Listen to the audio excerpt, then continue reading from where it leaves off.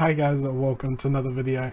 In this video we're going to be going over the spears of the bow tree with the meta and usage breakdown guides like we've been doing for the last couple of days. They've gone down really well, so I'm looking forward to doing another one. Spears is one that I'm quite looking forward to doing as well, just because they're in a bit of a weird place at the moment. I know there are some plans to change them slightly in the next couple of weeks, months. But anyway, we're going to use the Elder as we always do to showcase the passives and all that sort of stuff. But let's get straight into it. So we're going to use the spear as the base one. I'm going to go over the Q, the Ws and the passives here, and then we'll go through the E's individually as we always do. Again, I'm going to show the mats quickly. It is 16 wood and 8 bars. Again, it's something that people were asking me to show. There we go. In this we have slow poison. It's exactly the same as the bow one. Every normal attack slows creatures by 25% and players by 10% for 3.28 seconds. Pretty good for kiting, actually very strong for pike and glaive. I'll show you why in a little while. Life leech, every normal attack you restore 11 health. Pretty good for sustain, but whatever. It's good if you've got nothing else to run, especially with spears, because I believe you get an attack speed. Is it attack speed or is it attack range? Oh, it's attack range. But still, being able to kite away and hit people from range while healing isn't a bad thing, so Life Leech definitely has its place. Aggressive Rush, every 4 normal attacks where your damage gets increased by 7% for 3 seconds. 3 seconds is like maybe 2 abilities at a push. Probably not worth it, to be fair. I would never use this. Attack speed, every 6 normal attacks you get an attack speed bonus of 40% for 3 seconds. On a lot of things I would say this is bad. On spears, pikes, glaives, whatever, this tree, I would actually say this is okay, just because of like Spirit Spear, because you can kite from a massive range, like you can hit people from a long range, so you can keep these stacks up really easily. I'm actually stood in town at the moment. I was getting trolled around earlier, it was funny. Yeah, so because you have such a long range on spears, actually having the extra attack speed that you can potentially keep up is pretty decent. So let's get into the Qs. Lunging Strike. Stabs enemies in front of you. Any enemy hit will suffer 232 damage. Obviously the damage is relevant to the item power. And be slowed for by 10% for 9.85 seconds. Each enemy hit will apply a Spirit Spear charge to you, which increases your normal attack damage by 35% for 8 seconds, stacks up to 3 times. Reapplying at maximum stacks will consume more stacks and that's weird wording, will increase your resistances by 74 for 3 seconds. 13 energy cost, 8 meter range and 4 second cooldown with an instant cast time. It's got quite a long range. It's got almost the same range as a Curse Staff Q, which is quite a decent range, especially since it's melee. Energy cost is pretty negligible. 4 second cooldown's a little bit high for a spam ability, but I mean, it does a lot of damage. It has a slow passive, and then you've got obviously the slow poison. You can slow them for 20% pretty much permanently. I do like this. The attack damage you actually get from this, the auto attack damage, is pretty damn strong. Spirit Spear increases your normal attack range by 30% and your normal attack damage by 35% for 8 seconds, stacks up to 3 times. If this ability is reapplied at max stacks, all stacks are consumed and your resistance is increased by 74 for 3 seconds. So let's go over this one first. Energy cost by 20, range obviously it's a buff, so it's yourself, cooldown 2 seconds, and then obviously you've got this one. So basically the way I see it is in PvP, if you want to focus purely on one target, I think Spirit Spear is better.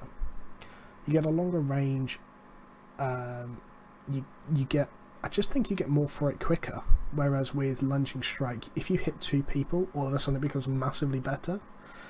But I don't know. I suppose each enemy hit will apply Spirit Spear charge, so if you hit 3 people, you could get 3 stacks immediately and get to that like massive 105% attack damage buff, which is just crazy. I think they both have their uses and both are really decent. It's just basically personal preference. I had Spirit Spear and I never actually liked it. I never played with it. I just didn't get on with it. But I liked Lunging Strike when I was playing Heron Spear. We'll go on to the W's. Forester Spears repeatedly attack enemies in front of you, dealing 148 damage. This damage is actually on the tooltip is low. when you actually use this properly, it does a lot more damage. It's channeled, 39 energy cost, 12 meter range, which is a ridiculous range. It's just massive, and 15-second cooldown. Yeah, the energy cost is, yeah, it's okay. It's not particularly high. It is a channel, unfortunately, which means it can be interrupted very easily. But yeah, it's a pretty strong one. If you can hit 2 or 3 people with this, you're going to do a real big amount of damage. It sort of syncs up with a couple of other spells quite well, which we'll go over in a bit. Charged Blade. Self-channeled buff that increases damage by 6% can be charged up to 15 times. The stacks will be consumed by your next auto attack, but not by other spells. On 5 or more stacks, that auto attack will deal an additional 398 physical damage. 43 energy cost, channeled, cast time, so it is another one that's channeled, can be interrupted. 9 meter range, because it's obviously an auto attack, so there's no point doing it any longer than that. And 15-second cooldown. And I'm getting jeweled again. I'm going to start doing these from the Guild Island so I don't get jeweled as much. But yeah, doing this in town is just not ideal. Anyway, it's good in that you get one auto attack that does a ludicrous amount of damage. But other than that, I just don't see this being worth it. Like, you do okay burst, but to stand there for, what is it, I think it's 2 stacks a second, so it's going to be something like 7.5 seconds to stack it up. It's just unrealistic. I know there are some changes coming to this one soon, so for now I wouldn't use it. Potentially in the future we'll see what comes of it. Right now I just don't think it's very good.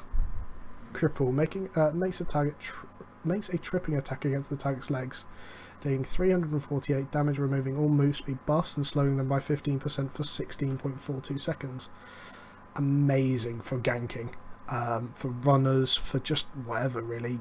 It's just brilliant for trying to lock someone down because it removes the 10-second run.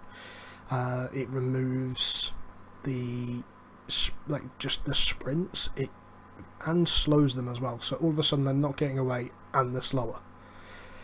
Real strong. I wouldn't use this in Hellgates. I would use this in like open world ganking. If anyone jumps you and then you turn around, if they try to kite, this is going to stop them completely. It does a fair bit of upfront damage as well. A low energy cost for a W.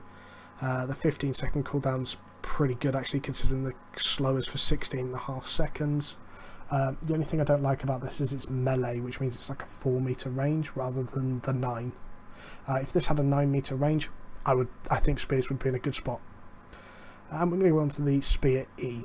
Charges towards an area, dealing damage to enemies in a 4 meter radius on impact. The damage dealt depends on the number of spirit spear. That's really difficult to say. Charges on you.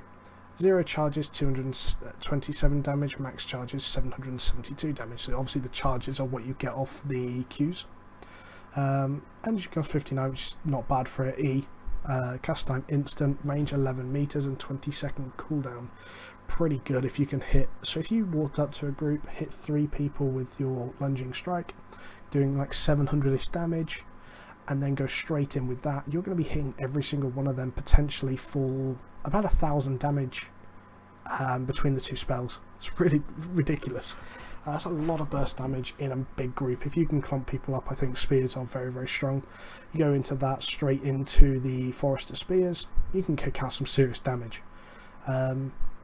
But yeah, so I like this one. Obviously it is one hand, which means you can use a torch with it, or a sarcophagus. I would recommend sarcophagus with the reckless charge, just because obviously you are going to be in the middle of a team. It does actually take, you do charge in, so you're going to be in the middle of the fight. So you do tend to be someone that takes even just passive damage through AoE. But anyway, let's move on to the pike. Deals physical damage and roots the target for 10.12 seconds. The damage depends on the number of spirit charges on you. 0 charges, 252 damage. Max charges 855. So I don't like this as much. So we'll go into the other stuff in a second. I just want to talk about the damage a second. I don't like the fact that Spear as a one-hander can do significantly more damage than this just by hitting one more person. Like, I just don't think the root, bearing in mind obviously that root will get reduced a lot through PvP CC resistance, that I don't think this is worth it, to be honest. 58 energy cost, again, isn't bad for it isn't bad for any 4 meter range, which I believe is like just above melee, which again, when all your other abilities are like 12 meters, 8 meters, what was the other one? Yeah, like, oh, it's the spear one, but yeah, like, all your abilities are really long range, and all of a sudden you've got to be in melee to do this one. There's no point rooting them at melee range if all your abilities are longer range anyway, because it doesn't matter if they're a little bit ahead of you. So I don't really see the use of this one, to be honest. Sorry, just to go back to one. Might be good in ganking if you can potentially use, you know, the lunging strike for the slow poison. With the cripple and the root, you could have a real lockdown build, but there's potential use for it. But I wouldn't use this in Hellgates at all, or GVGs. I would use this one. Flings an enemy behind you and deals physical damage. Damage scales depending on the number of spirit charges active and also consumes all charges. So it is important to know using the E's on these don't actually remove the charges that you have on your Qs. So you could charge in and you've already got 3 stacks built up to do massive auto attacks. And again, with that one, if you were to root them, you've already got things built up. But anyway, yeah, so 0 charges 185 damage, 1 charge 295, 0 charge 185, 1 charge 295, 2 charges 443, 3 charges 627. So the damage is quite low. What's important to note here is that the fling isn't decided. The distance on the fling isn't decided by the stacks. It's the same distance no matter if you use it right at the start or right at the end. So really strong actually. The energy cost is 54 and everything, and then you have to be in melee range with a 15-second cooldown. So I've seen people use this in Hellgates. They've basically walked up to a team, flinged one back with 0 charges, and then windwall the rest of their team away. You've made a pick by getting someone into your team that then can't get back because you've windwalled the rest of the team away. You can do some serious damage with this, and obviously if you have the Spirit Spear stacked up, you can stack this to 3, run in and get a big hit as well as the pullback. So I think this definitely has usage in Hellgates. GVG's not so much, because I think there's just bigger spaces to fight around and people aren't likely to be caught by such tactics. So I think this is more of a Hellgate weapon, but I think it can be very good. Let's go on to the Heron Spear. The Heron Spear is very popular. Let's find out why. Throw your spear. It will shatter on enemy impact, dealing 466 magic damage and stunning enemies for 5.75 seconds in a 4 meter radius. Energy cost is 60, which is a little bit higher than the rest, but again, it's not crazy. Range 22 meters. Yes, that's almost off-screen range. From the middle of your screen to the edge of the screen is roughly like, I think it's 20 meters worth. So yeah, you throw this some hell of a distance. 30-second cooldown, which isn't bad. This is what you use for making picks. Basically, you throw this into the enemy team, you go, and that's your engage. A lot of people use this with the leather royal helmet as well, with the barrel, the ballista fire to follow up with the extra stun. Very strong. Like, it's one hand as well, so you can use this with a mist caller to reduce the cooldown, a sarcophagus if you're a focus target. There's a load of different options you can use with this that's just really strong. We're going to go to the Spirit Hunter then. I like this weapon, but it is a Hell Artifact again, which means you actually need the Infernal Harpoon tip. Obviously the Heron Spear you need the Keeper Spearhead, however the artifact isn't hard to get for the Heron Spear and they're not very expensive. Anyway, Harpoon throws your spear. On hit, the enemy receives 398 damage and will be pulled to you. Just to point out, this is a skill shot. Spirit Spear stacks are consumed on hit, and depending on the number of stacks, the enemy will rooted after the pull. So imagine the glaive, where you've just walked up to someone and fling them back and then windwall the rest of the team away. Except this time, if you use the Spirit Spear and then into the Harpoon, you can pull someone, as long as you hit someone, you can pull them into your team, run forward and windwall safely. You can do that whole combination just a lot safer because they're rooted. There's nothing they're going to do about it. It's a 22 meter range, which is just a huge range. As long as you're good at hitting your skill shots, this is a weapon that I think should see a lot more use. This is really strong. 30-second cooldown. Yeah, I think this should be used a lot more. Obviously, it kind of dies off a little bit in a fight, in that it does a little bit, it doesn't do much damage, and in the middle of a fight, once you've made that first pick, this is kind of useless, because you're not going to be doing it so much in a fight, but you can use it to peel. So I've seen someone use this to peel off their healer. As long as they hit the skill shot, he's pulled them away and they're off the healer then. It has uses inside the fight, but its biggest use is making a pick just before the fight starts, and it's really strong for doing that. Anyway guys, I hope you enjoyed the spear video. I like spears at the moment. I think they're good. I think they're kind of losing their place a little bit, just because Heron Spear, it's not that it's been nerfed or buffed, it's that it's just basically fallen out of the meta. There are other things that do the job quite well, and there's a lot of just heavy engaged teams at the moment that kind of nullify the Heron Spear. Other than that guys, I hope you've enjoyed the video. I'm going to be doing another one straight after this one, so keep an eye out for that one. Like, comment, subscribe, you know the normal stuff. Check out my Twitch, I'll be streaming in the morning. Other than that guys, have a good night, catch you later.